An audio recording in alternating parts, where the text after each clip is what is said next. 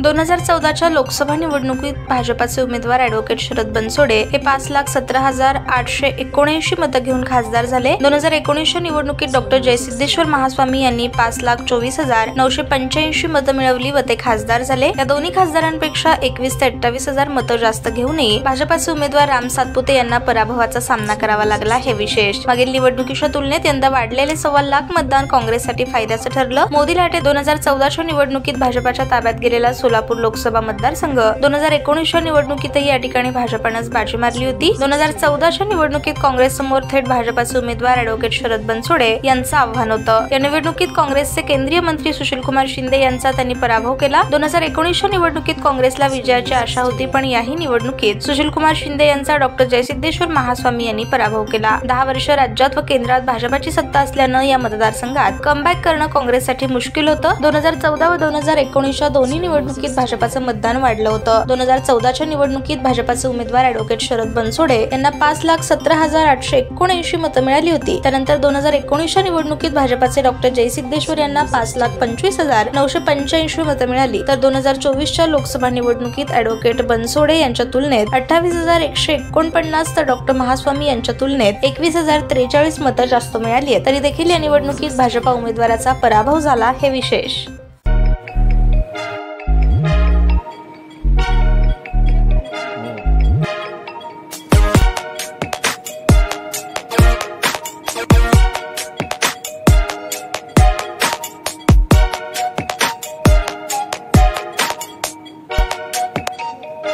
सोलापूर शहरातील सुप्रसिद्ध हॉस्पिटल म्हणजे सेंट्रल मल्टी स्पेशालिटी हॉस्पिटल मागील अनेक वर्षापासून सेवा बजावत आहे। 24 तास इमर्जन्सी सर्व्हिस, मॉडर्न टेक्नॉलॉजी, अनुभवी डॉक्टर्स तसेच अत्याधुनिक तंत्रज्ञान सुविधांनी सुसज्ज स्त्रीरोग प्रसूती विभाग, ऑर्थोपेडिक विभाग, मेडिकल विभाग आणि इतर एकमेव नाव म्हणजे सेंट्रल मल्टी स्पेशालिटी हॉस्पिटल। पत्ता गणेशपेठ शॉपिंग सेंटर, मंगळवार बाजार, सोलापूर।